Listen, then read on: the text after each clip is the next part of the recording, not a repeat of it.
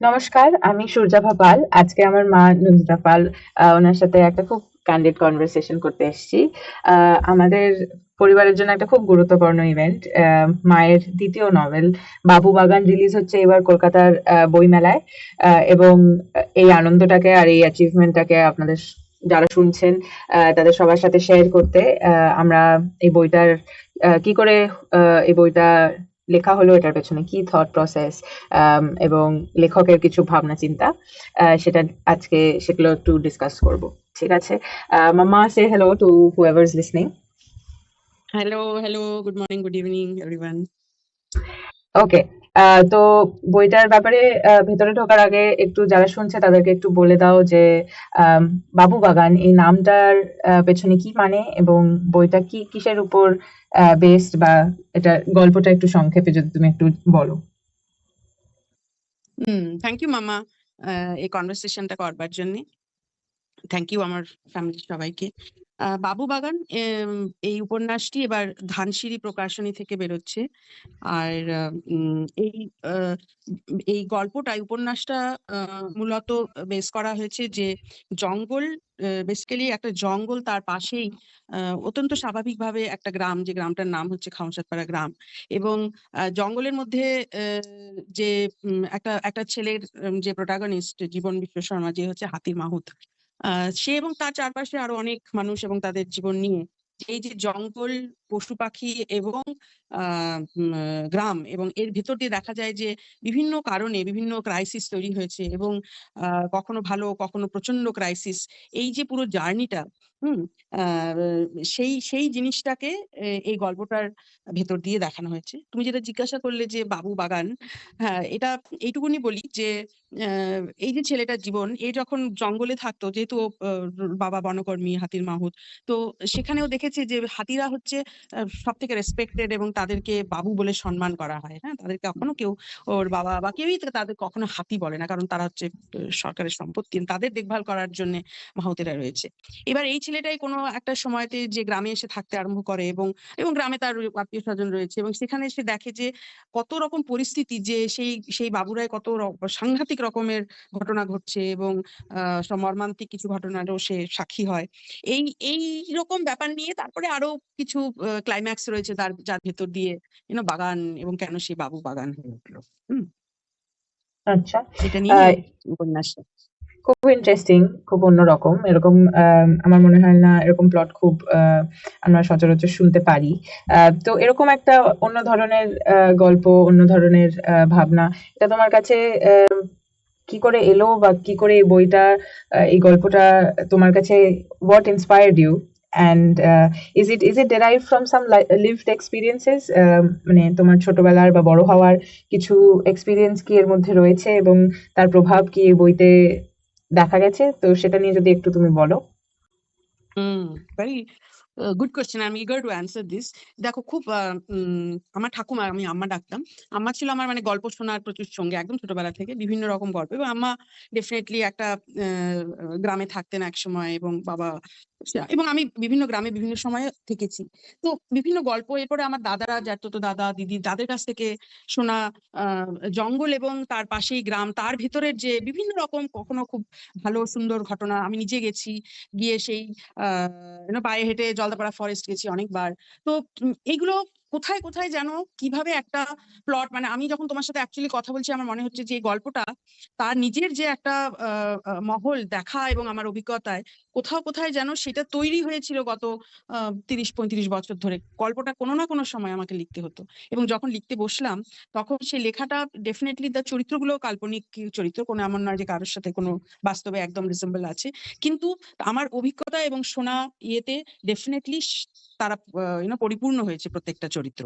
সেইটুকু আমি বলতে পারি যে সেইগুলো আমাকে ইন্সপায়ার করেছে, সব সময় কানেক্ট করতে চেয়েছি যে ওখানে কি হলো, কিভাবে হলো, কিভাবে পরিবর্তনগুলো হলো, এবং পরিবর্তনটা ভালো হলো না খারাপ হলো, এই যে গ্রাম এবং জঙ্গল পাশাপাশি, এবং এই এই যে কনটেক্সট গুলো, সেই ইন্টারেস্টটাই বোধহয় আমাকে ইন্সপায়ার করেছে। বাহ! তো দারুণ একটা গল্প। আর এর পেছনে নিশ্চয়ই অনেক অনেক ছোট ছোট গল্প লুকিয়ে আছে, যেগুলো পরে শুনবো। এবং যারা শুনছে তারা যদি শুনতে চায়, আমরা এটার ফলো আপ আরো আরো এরকম রেকর্ডিং বানাতে পারি। আমার আরেকটা প্রশ্ন ছিল যে তুমি প্রথম প্রশ্নে মেনশন করেছিলে তোমার যেই বইয়ের যে মূল চরিত্র জীবন, সে হচ্ছে মাহুত, হাতির মাহুত, এবং আমি বইটার অল্প একটু পড়েছি, তো বই সে হচ্ছে মাহুতের ছেলে। তো এটা একটু আনকমন একটা প্রোটাগনিস্ট, আর তার ভিউ পয়েন্ট থেকে বইটা লেখাও একটু অন্যরকম নিশ্চয়ই।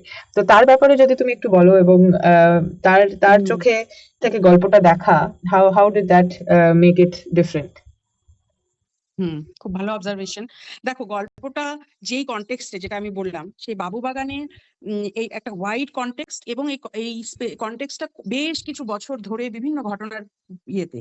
তো সেই রকম একটা কনটেক্সটে আমি চেয়েছিলাম ওখানেরই কোনো একটা ক্যারেক্টারকে তুলে আনতে। যখন আমি বিল্ড করেছি প্রোটাগনিস্টকে, এই জীবন বিশ্ব শর্মা যাকে নিয়েছি, সে হচ্ছে হাতির মাহুতের ছেলে। মানে সে ওখানে বেড়ে ওঠা, সে ছোট থেকে দেখে এসছে যে বাবুরা কিভাবে রেসপেক্টেড, কিভাবে বাবা তাদেরকে টেক কেয়ার করছে, এবং কিভাবে সম্পূর্ণ সেই যে মহলটা, এবং সেখানে কিভাবে তাদের রাখা হয়, অন্য পশু পাখিরা, সম্পূর্ণ ওই ব্যাপারটা। জঙ্গল হচ্ছে তার ঘর বাড়ি, তার প্রাণের জায়গা। এবং সেই ছেলেটা এক সময়তে এসে সে গ্রামে এসে পড়াশোনা করতে, একটা অত্যন্ত সাধারণ ছেলে, কিন্তু তার একটা খুব তার অ্যাম্বিশন, তার ইচ্ছে, হ্যাঁ, এবং তার যে কয়েকটা চরিত্র আছে, সেই চরিত্রগুলো কিভাবে তাকে ইম্প্যাক্ট করবে, যে তার ছোট ছোট ইচ্ছেগুলোকে আস্তে আস্তে মানে ধরে ফেলা যায়, এবং এই যে ব্যাপারগুলো, সেটা করার জন্য আমার মনে হয়েছে যে একদম ওখানকার একটা চরিত্র, যে কি অন্য সমস্ত পরিসরগুলোতে থেকেছে, তাকে তৈরি করা। সেই জন্য আমার মনে হয়েছে আমি যদি ওই বাবুদের যারা দেখে রাখে তাদেরই একজনকে যদি ওখান থেকে নিয়ে আসি অ্যাজ এ প্রোটাগনিস্ট, তাহলে আমার ব্যাপারটা অনেক অথেন্টিক হবে, ব্যাপারটা অনেক, এবং আমি তো এগুলো নিজে দেখেছি, কথা বলেছি, ওদের সঙ্গে সময় কাটিয়েছি। সেই জন্য মনে হয়েছে যে সেটাকে এবং আমি নিশ্চিত যে এটা পড়তে খুব ভালো লাগবে, এবং বিভিন্ন ছোট ছোট জিনিস এবং তাদের ঘটনা, এগুলো খুব ইন্টারেস্টিং। বাহ! আমি তো খুব eagerly ওয়েট করছি বইটার রিলিজ হওয়ার জন্য এবং পড়ার জন্য। অ্যান্ড হোপফুলি যারা শুনছে তারা সবাই বইমেলায় গিয়ে বইয়ের একটা কপি তুলবেন। ইভেনচুয়ালি আমরা হয়তো অনলাইনেও বইটা রিলিজ করব। তো বিফোর উই এন্ড ইট, আমি এটা জানতে চাই মাম্মা, যে what what do you want the readers to take back, বা এই যারা এই বইটা পড়বে, পাঠকরা এই বইটার থেকে কি কি ইমোশন বা কি ভাবনা নিয়ে যাবে? এটা এটা তোমার ইচ্ছে, বা এটা তোমার বা কি তোমার কি মনে হয় যে তারা কি ফিল করবে এই বইটা পড়ে? হুম হ্যাঁ, এটা খুব পাওয়ারফুল কথা। সেটা হচ্ছে, আচ্ছা, তার আগে বলি যে বইমেলা, এটা তো 49th Kolkata international book fair করুণাময়ীতে সল্টলেকে হচ্ছে, এবং সেখানে 4 নম্বর গেটের কাছে হচ্ছে 228 নম্বর স্টলে ধানসিঁড়িদের প্রকাশনীর খুব সুন্দর স্টল সাজানো শুরু হয়ে গেছে। তো সেখানে বাবু বাগান থাকবে। এই বইটা যে কেউ পড়তে পারে, এবং এই বইটা পড়ার মধ্য দিয়ে একটা জিনিস, এই যে বিভিন্ন রকমের ইমোশন, সেটা তো রয়েছে, এবং তার সাথে কি করে একটা প্রকৃতি, এবং প্রকৃতি, তাদের যে পশু পাখি এবং মানুষ এবং সভ্যতা এগিয়ে চলার, এই সবকিছুর কোএক্সিস্টেন্স, এই যে সহাবস্থান ব্যাপারটা, এইটা বিভিন্ন সময় বিভিন্ন পার্সপেক্টিভে ক্রাইসিসে আসে। কারেক্ট? এটা তো আমি একটা জায়গার একটা কনটেক্সট উঠিয়েছি, এটা ইটস ইউনিভার্সাল সিচুয়েশন। তো সেই জায়গাটা থেকে খালি পড়বে, আমি একভাবে গল্পটাকে সাজিয়েছি। আমি শিওর যখনই কেউ পড়বে, তার ভিতরেও আরো মনের দরজা খোলা রেখে পড়া, আরো অনেক ভালো চিন্তা এবং আরো অনেক আইডিয়া আসতে পারে। এবং আমাকে জানাবেন, খুব খুশি হব বই পড়ে কার কেমন লাগলো। ধানসিঁড়িতেও জানানোর ইয়ে আছে, আমাকেও জানাতে পারবেন, এবং খুবই খুশি হব যে বইটা পড়ুন, এবং বইটা আমার মনে হয় যে একটা জমজমাট, এবং ওই পার্টিকুলার যে কনটেক্সট ধরে, যে একটা ওভার দ্য ইয়ার্স কি করে একটা জার্নির ভেতর দিয়ে যে পরিবর্তনটা আসে, সেটা কিভাবে হলো, সেইটাই হচ্ছে বাবু বাগান। ও, ঠিক আছে। খুব খুব ভালো একটা কনভারসেশন হলো। ছোট্ট করে আমরা বইটাকে নিয়ে ভালোই আলোচনা করলাম। হোপফুলি যারা শুনছেন তারাও একটু বুঝতে পারলো, জানতে পারলো, এবং হোপফুলি তাদের মধ্যে অনেককে আমরা ইন্সপায়ার করলাম যে বইটা গিয়ে তুলুক এবং পড়ুক, এবং আপনাদের যেরকম লাগে বইটা পড়ে সেটা আমাদেরকে জানান। আর যদি যদি আমাদের এরকম ছোট ছোট কনভারসেশন বইটাকে নিয়ে, বইটার লেখার প্রসেস, বইটার এডিটিং প্রসেস এবং রিলিজ নিয়ে যদি এরকম ছোট ছোট কনভারসেশন শুনতে চান, তাহলেও আমাদের জানান। We can keep doing this, and hopefully everyone is safe and happy and healthy. So goodbye, good night. Thank you. Thank you মামা, তুমি এত দূর থেকে ব্রিস্টল থেকে এই কনভারসেশন করছো এবং will miss you badly, but thank everyone for listening this and will wait for your comments. Thank you. Thank you. নমস্কার, আমি সূর্যাভা পাল।